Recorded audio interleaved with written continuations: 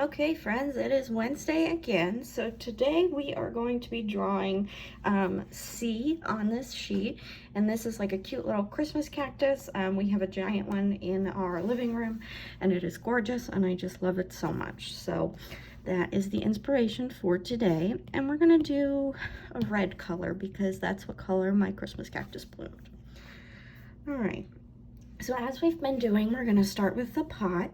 For this one, I did a new layer. We're gonna do the round part.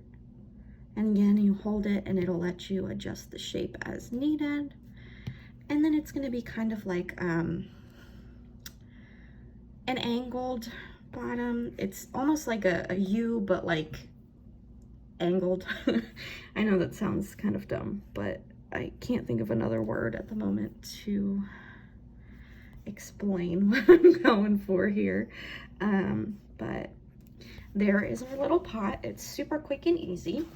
And then we're gonna move this down to start our plant itself. So for this plant, it's basically repeating a lot of the same types of shapes. So at the base, we're gonna do another layer so that we can erase out any of the overlap. But we're gonna draw 4 of these, I guess they're like curved rectangles. I don't know what the part of the plant is called, I guess sections. And they can be really any shape. These are just some general like organic shapes that I came up with, but they all tend to be almost like either a rounded rectangle or a rounded triangle. So we're just gonna draw a couple of those, and they kind of face different directions, but they all stem out of the bottom.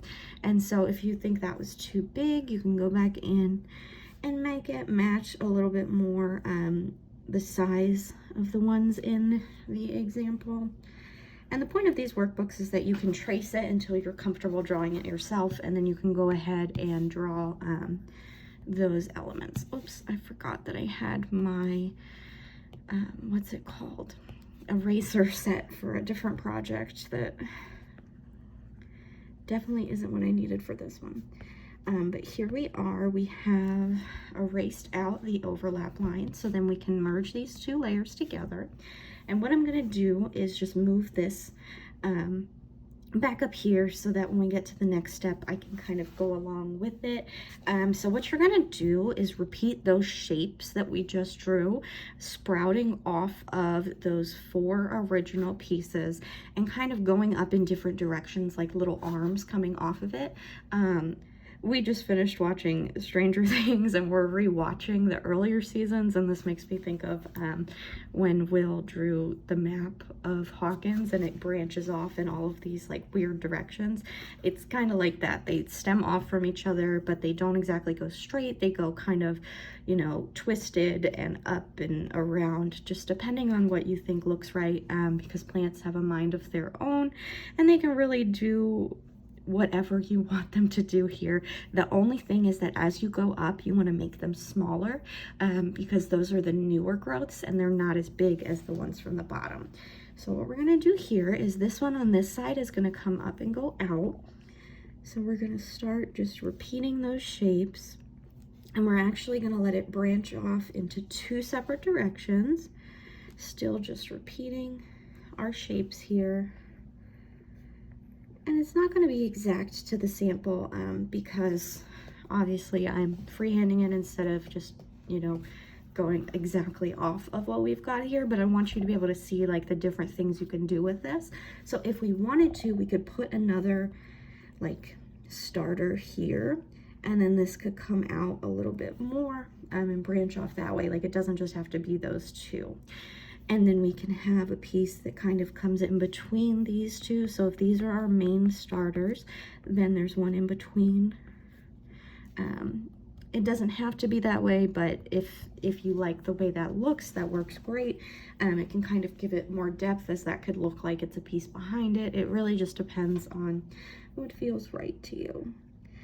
And then again, you're just gonna keep making these kind of funky shapes until you get the design that you like. So they're really similar. I know Erin called them teeth in a past video, to that petal shape that we've been doing. And that might be a good place for you to start. You can do like a rounded rectangle, you can do that like exaggerated M, you can add another little lump in there. They don't have to be the same, and the point is if you do them all the same, sometimes they might look a little bit too repetitive. So it's definitely good to switch them up when you're comfortable doing that. But to keep the basic shape similar so that it does look like it's one cohesive plant. Okay, so I'm just going to finish up this side, really just drawing my lumps essentially. I know that it sounds so silly, but it's almost like relaxing because you're just doing your little doodle of the different shapes that could come off of this. And then here I had added in an extra little offshoot. There's not a lot of room to do that here, so I'm going to make it come off of this one, and it's just going to be like that. Okay, so then the next step, what I'm going to do here, just to make this easier for you all to see, is erase this part just for the purpose of the video. What you do in this step is you add your detail / texture lines to make it look more realistic. And so what I do for these is each one gets a stem line, I'm gonna call it, up the middle. And so that's what I start with, is I go through all my shapes, and it doesn't have to be like exactly lining up with the one in front of it, because you do want it to look organic, and you don't want it to be like, oh, I just drew a line like all the way through everything, but it should at least go in the same direction as your plant, because that makes the most sense in terms of it growing up and out in that manner. So it's not hard at all. It's just, again, repeating those same motions until you get the look that you like. And I know that in every video I say the same stuff, but I'm gonna drill it into you until I see you all coming out with the cutest doodle files ever.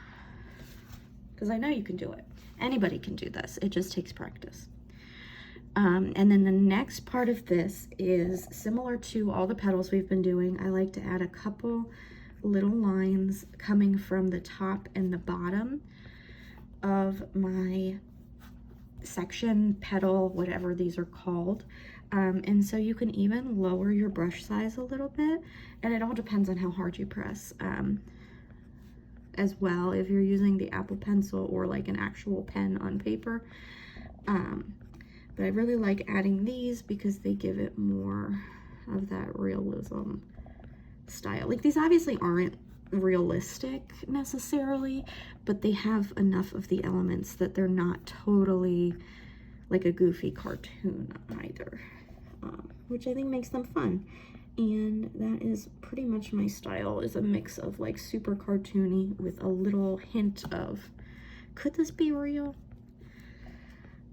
Okay, and if you haven't noticed, I tend to film these in one solid chunk, so if you think my ramblings are a little bit silly, don't judge me. I'm just trying to get through the video for you. Okay, and you can mix these up. They don't have to be the same for every single one. But I just like to get in like a pattern, almost like a repetitive motion that makes it easy to go through the whole thing.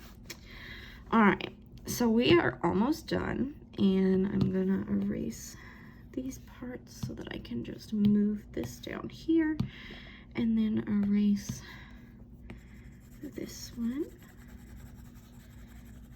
If we were tracing, it would be important to have that there, but since we're not, I just want you to be able to see as clear as possible.